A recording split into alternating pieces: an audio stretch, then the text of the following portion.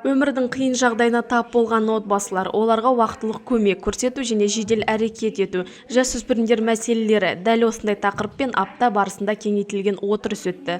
Қала әкімінің орынбасары Гүлназ Әбілованың төрағалығымен өткен кеңеске әлеуметтік сала, ювеналды полиция қызметкерлері мен мектеп, балаларды қорғау органдарының өкілдері қатысты. Мы берем на контроль образование. Білім бөлімі бізге баланы бір өзі тәрбиелеп отырған жалғыз басты аналы отбасыларды бақылауға алуымыз керек. Пандемия салдарына мобильді топ жұмысы да біраз бәсеңдеп қалды. Енді бұл жұмыстар барысын қолға алу қажет. Дәл осы тақырып төңірегін талқылау үшін бүгін біз әдейі жиналып отырмыз, деді қала әкімінің орынбасары.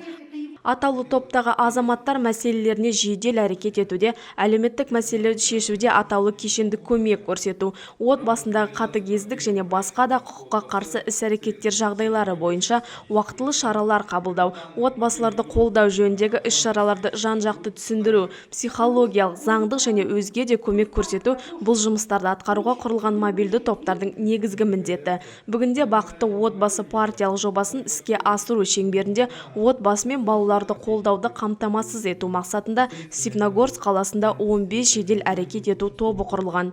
За 2020 год обратились у нас. 2020 жылы қиын өмірлік жағдайға тап болған 16 адам өтініш білдірді. Оларға жеке куәлікті ресімдеуге, зейнеткер мәртебесін айқындауға жәрдем көрсетілді және 3 адам интернат үйіне рәсімделді. Қалада психикалық аурулары бар адамдар көп. Ағымдағы жылдың қаңтар-ақпан айларында 15 адам хабарласты. Оларға ауруханаға жатқызуда, медициналық тексерістен өтуде көмек көрсетілді.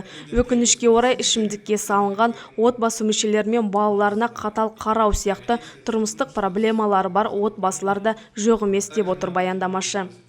Қазіргі таңда ата-анасының қараусыз қалған жасөспірімдер мәселесі қоғамдық талқыдан бір сәт түскен емес. Қаламыз бойынша 2216 әлеуметтік осал санаттағы балалар тіркелсе, 120 бала ата-анасының қамқорлығынсыз қалғандар, оның ішіндегі 65-і жетім балалар тізімінде. Арнайы кеңес соңында мобильді топ мүшелеріне аталған топтағы азаматтармен жұмысты барынша жүргізу жөнінде ескертілді.